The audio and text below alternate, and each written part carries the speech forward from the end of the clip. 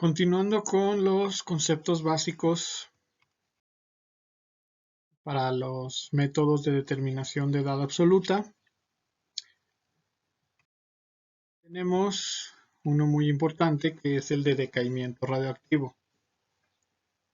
Este es el proceso por medio del cual un núcleo atómico inestable se estabiliza, es decir, para algunos autores lo mencionan como la pérdida del exceso de neutrones, aunque realmente este proceso involucra también de manera transitoria el incremento en el número de neutrones. El nuclidio o núcleo atómico que comienza el proceso de decaimiento radioactivo, o sea, el inestable, se llama padre o parental, y el núcleo atómico estable en el que termina este proceso se llama hijo o derivado.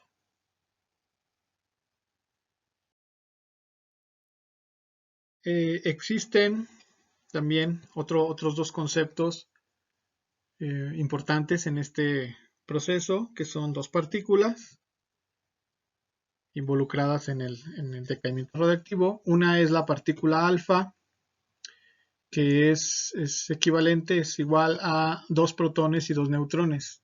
Es una partícula grande, es decir, del tamaño del núcleo atómico de helio, y esa puede salir de un núcleo atómico grande, ¿no? Este tipo de radioactividad, la que involucra la partícula alfa, es peligrosa para los seres vivos. La otra partícula es la beta. En este caso, pues vean, el símbolo es similar a un electrón. ¿En qué es similar? Bueno, en el tamaño y en que la carga es negativa. En este caso igual. ¿Cuál es la diferencia entonces?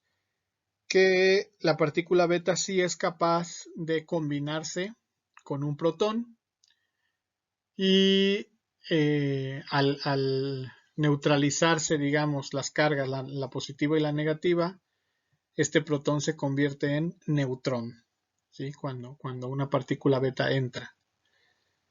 Entonces, aquí ya partimos de la idea de que puede haber cambio desde protón hacia neutrón y después viceversa también, ¿no? Entonces, el proceso de decaimiento radioactivo involucra partículas alfa, como vemos aquí, partículas beta, y también en este caso involucra la emisión de fotones y por lo tanto todo el espectro electromagnético, desde rayos gamma, luz visible y todo esto. Pero bueno, esa no es la que en este momento vamos a atender. Necesitamos la radiación alfa y beta. Precisamente, existen tres formas de decaimiento radioactivo. La primera involucra la emisión de una partícula beta.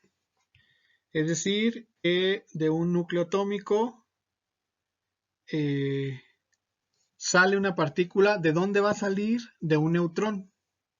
El neutrón, al perder la parte negativa, entonces se convierte en protón. Les recuerdo que un neutrón no es que no tenga carga, es que tiene carga neutralizada. Entonces, al salir de la parte negativa, se convierte en positiva. Y por lo tanto, pues como pueden ver ahí en la imagen, esta partícula gris se hace verde, es decir, un neutrón se hace protón. Y esto significa que el número atómico se incrementa en 1 y la masa atómica no cambia. ¿Por qué el número atómico se incrementa? Porque ya tiene un protón más y por lo tanto ya es otro elemento químico, diferente al original. Y la masa atómica no cambia porque lo que perdió es tan pequeño que se desprecia su masa, como les había mencionado. Entonces, digamos que es equivalente a un protón y un neutrón, entonces la masa no cambia. Ejemplo, el polonio 218 pasa a astato 218. 218 es la masa. Tenemos 84 protones y 134 neutrones. El 84 es el número del polonio. Pero al ganar un protón, el polonio deja de ser polonio y comienza a ser astato. Por lo tanto, tenemos ya 85 protones y 133 neutrones. La masa atómica sigue igual, pero el número atómico cambió. El segundo proceso de decaimiento es la captura de una partícula beta. O sea, esto sucede al revés. Una partícula beta llega al núcleo atómico, se combina con un protón y por lo tanto lo neutraliza y lo convierte en un neutrón. Por lo tanto, el número atómico disminuye porque pierde un protón. La masa atómica sigue igual. Ejemplo. El nitrógeno 14 hacia carbono 14. El nitrógeno tiene 7 protones y 7 neutrones. Pero uno de estos protones se convierte en neutrón y por lo tanto baja el número atómico a 6. Y no olviden aquí, pongan atención a lo que está pasando. El nitrógeno ya deja de ser nitrógeno y se convierte en carbono. Es como si esto fuese un ejemplo biológico, es como si cambiara de especie totalmente. ¿Por qué? Porque ya se va a comportar como carbono. O sea, esas son sus propiedades químicas, ¿no? Entonces tenemos un carbono que tiene un exceso de neutrones, sí, pero ya es carbono. El tipo de decaimiento es la emisión de una partícula alfa. Aquí sí, esto se da en núcleos atómicos muy grandes y lo que pierden es el equivalente a un núcleo atómico de helio. 2 protones y 2 neutrones. Insisto, es radioactividad que es peligrosa para los seres vivos. Por lo tanto, el número atómico disminuye en 2 porque pierde 2 protones y la masa atómica disminuye en 4 porque pierde 4 partículas del tamaño de un protón. Digamos, 2 neutrones y 2 protones. Ejemplo, el uranio 238 pasa a torio 234. El uranio es número 92 protones, 146 neutrones, pasa a 90 protones y 144 neutrones. Entonces primero ya se comporta como otro elemento químico, que ya lo es, y segundo, pues perdió algo de su masa.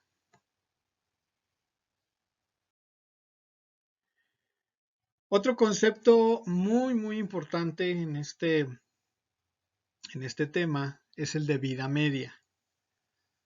Definamos vida media. Es el tiempo necesario para que la mitad de los átomos padres se conviertan en hijos, o sea, se estabilicen.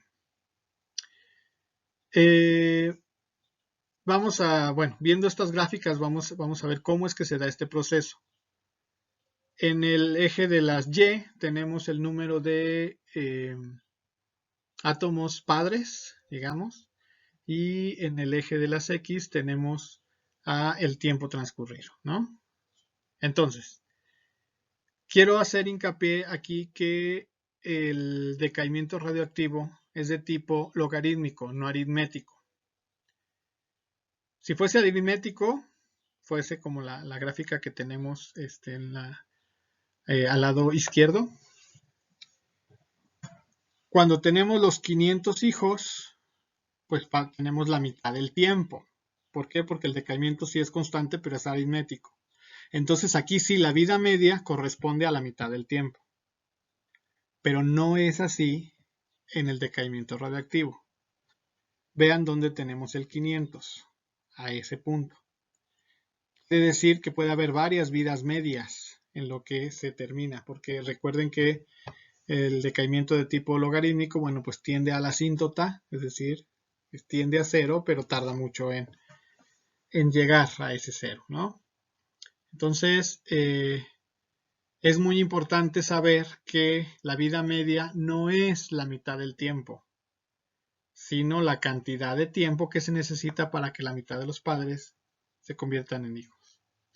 Para entenderlo un poco mejor, bueno, primero, que quede claro que no es aritmético, olvidémonos de esto, es logarítmico.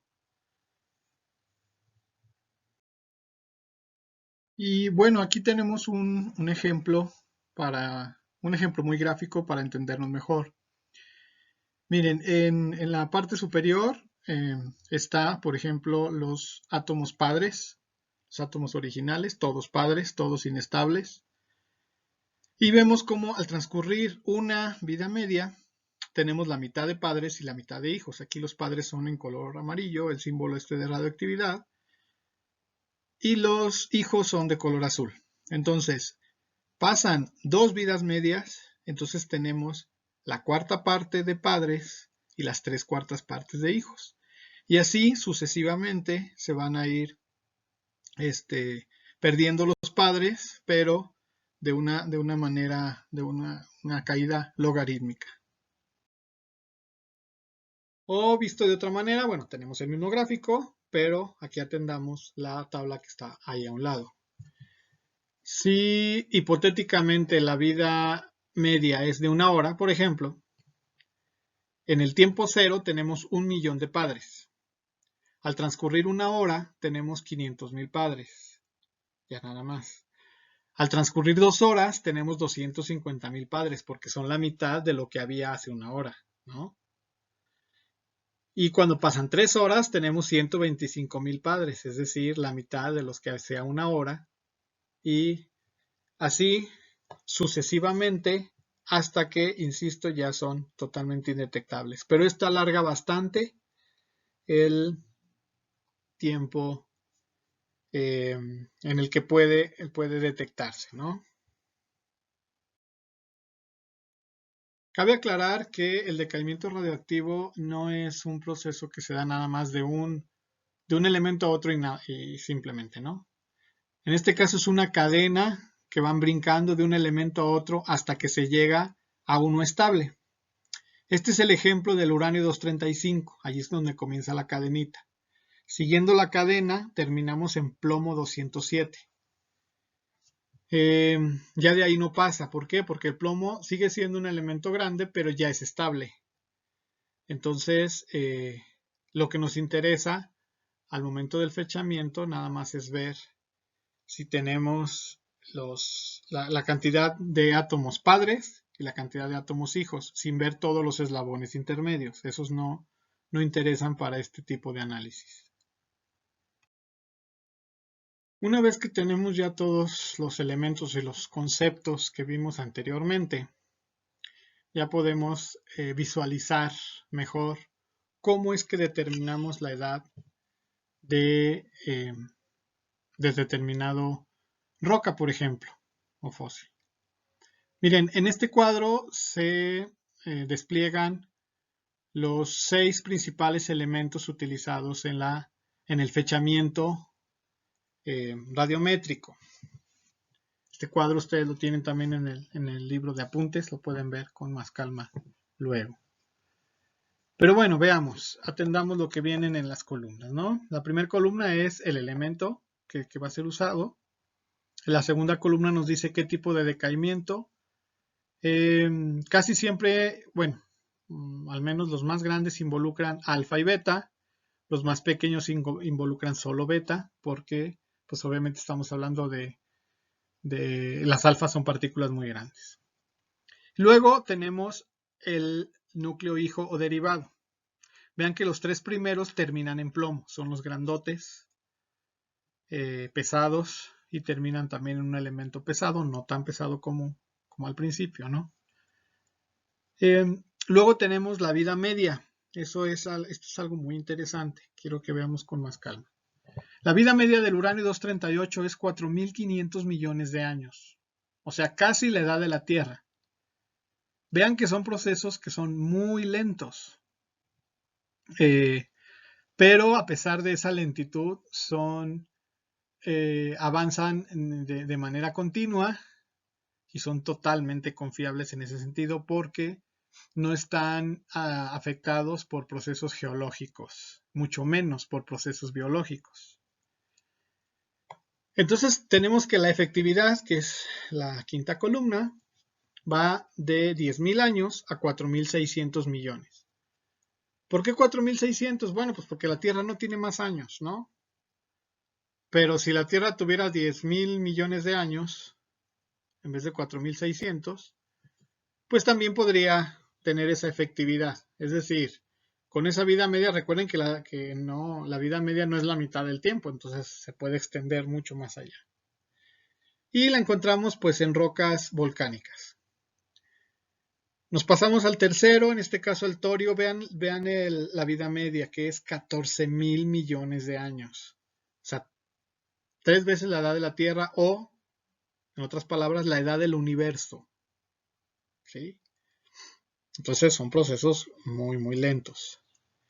Y si nos vamos al quinto lugar, que es el rubidio 87, su vida media es de 47,000 millones de años. O sea, 3 veces y media la edad del universo.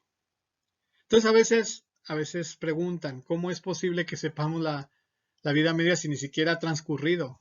Bueno, pues no es necesario, o sea, solamente vamos a ver en qué punto del decaimiento estamos y pues para eso sirve el cálculo, ¿no? Podemos calcular tendencias y de esa manera lo sabemos.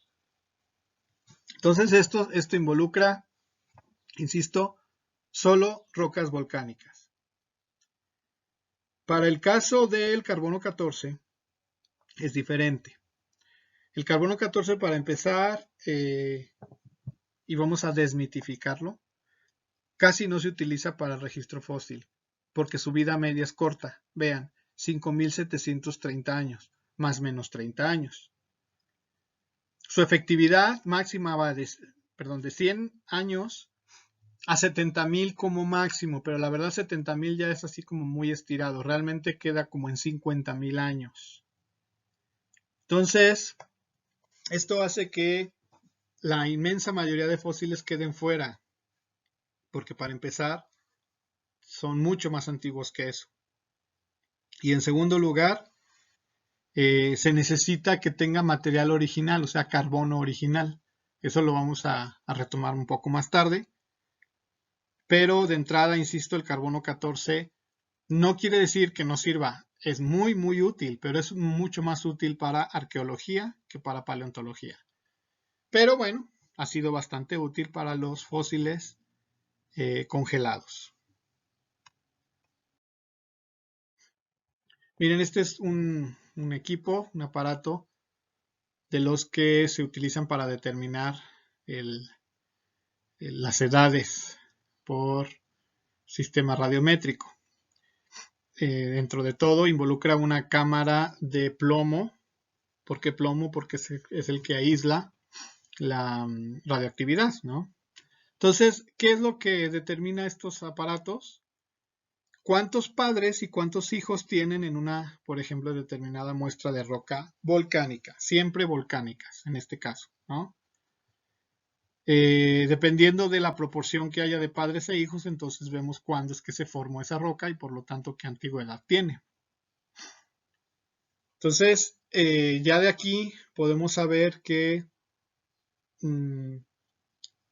las edades de los fósiles dadas por datación o por fechamiento radiométrico son indirectas para ellos. Es decir, no se analiza el fósil, no se puede. Esto es para rocas volcánicas. Entonces, ¿cómo lo sabemos?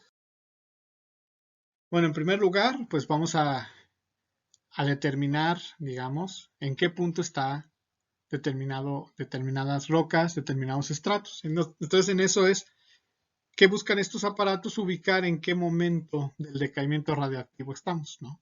Ahí está, o sea, en qué punto está, ¿no? Si tiene 54 millones de años o 4,250 millones de años. O sea, es eso, nos ubica en qué punto.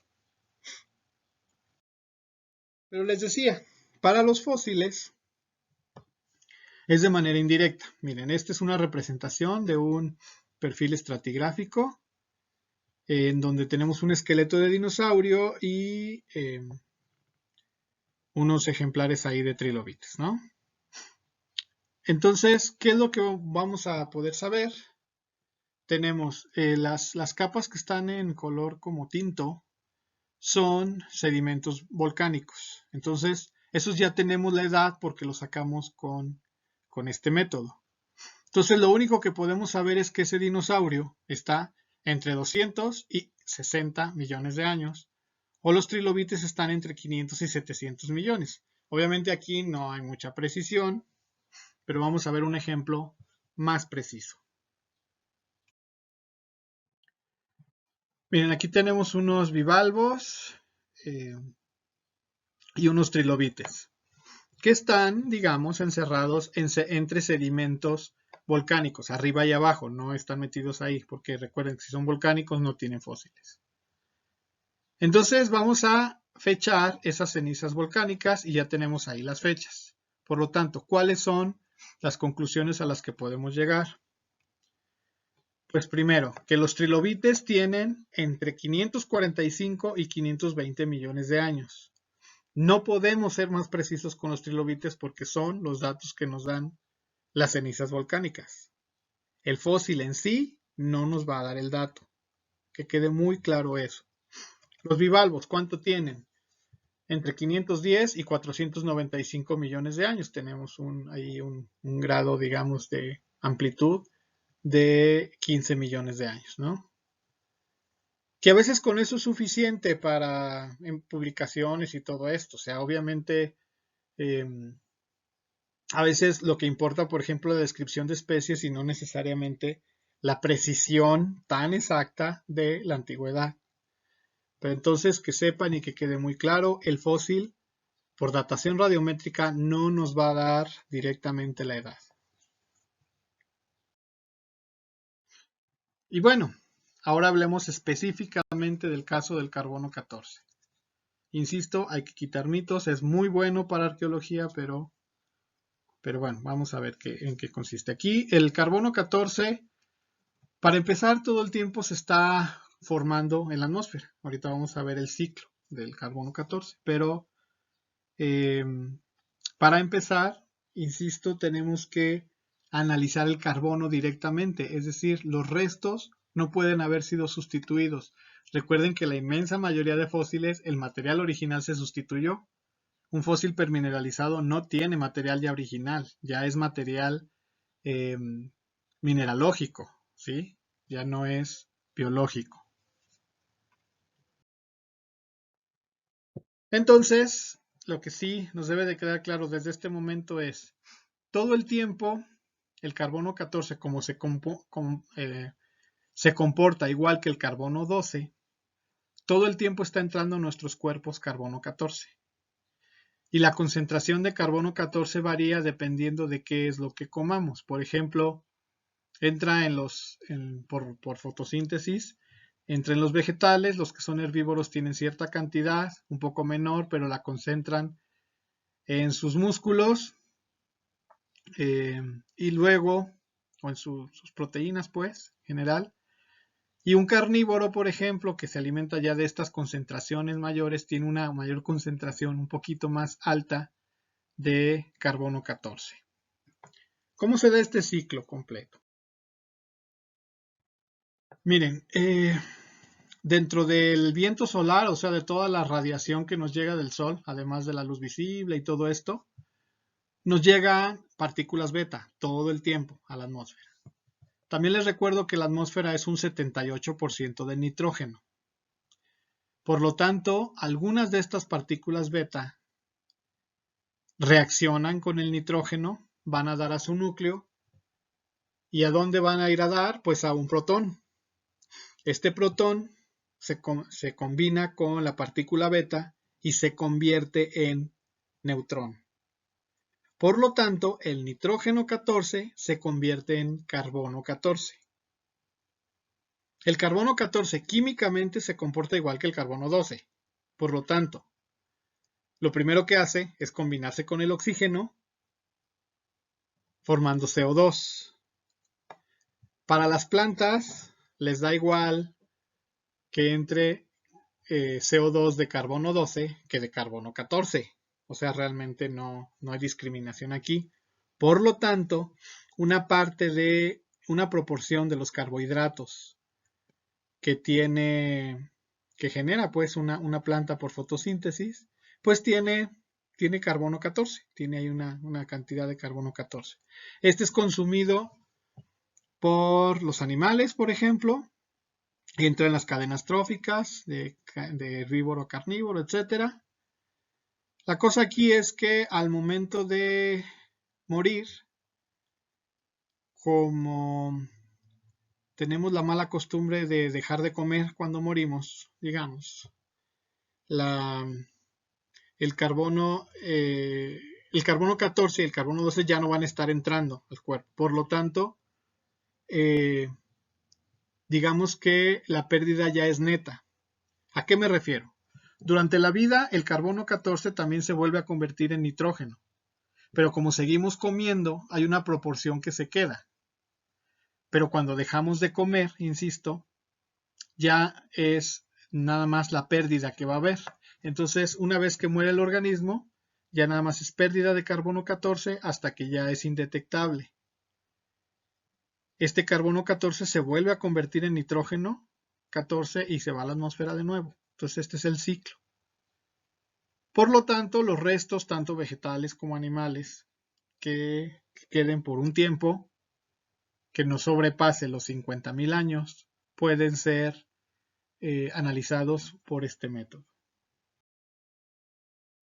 Entonces, tenemos que una vez que muere el organismo, lo vemos en la imagen del dientes de sable, al momento de la muerte tiene pues el 100% de la proporción de carbono 14 que debe de tener. Claro que la proporción varía si es carnívoro o herbívoro y también las partes del cuerpo, si es hueso, si es músculo. De eso ya hay tablas estandarizadas, no hay problema con eso. Cuando pasan 5.730 años, pueden ver ahí en la imagen, ya tiene el 50%. Cuando pasan 11.460 años, ya tiene el 25%.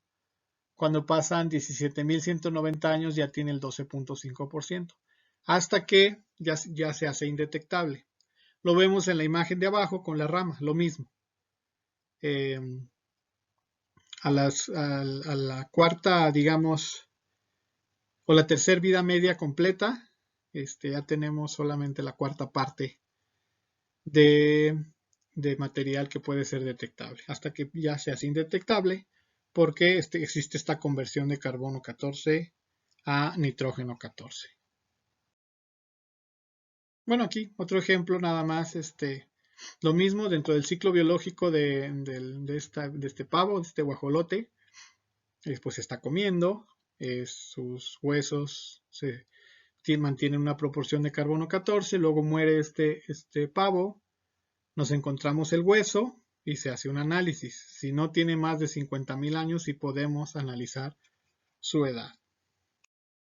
Y finalmente, nada más para que estemos muy claros, es necesario que haya carbono original. Si no hay, entonces la prueba no se puede llevar a cabo. Por lo tanto, este tipo de materiales son ideales, por eso les digo que es más arqueológico. Huesos, tela, las momias, por ejemplo, las momias de Egipto, las momias de Guanajuato pueden ser también fechadas. Eso sí, es necesario quemar el material, un pedacito, pero se quema. ¿Por qué? Porque se tiene que liberar a CO2 y hay CO2 de carbono 12 y CO2 de carbono 14 y hay un detector que dentro de esta cámara de plomo que dice cuánto hay de uno y de otro y entonces ya sabemos la edad. Por ejemplo, ahí en la parte inferior izquierda ven una barda de adobe. Van a decir, los adobes, ¿cómo es que sabemos? Bueno, pues es que normalmente para esos adobes se les mezcla pasto. Entonces se sacan muestras de pasto de estos adobes y se puede saber la antigüedad de esa construcción, más o menos, ¿no?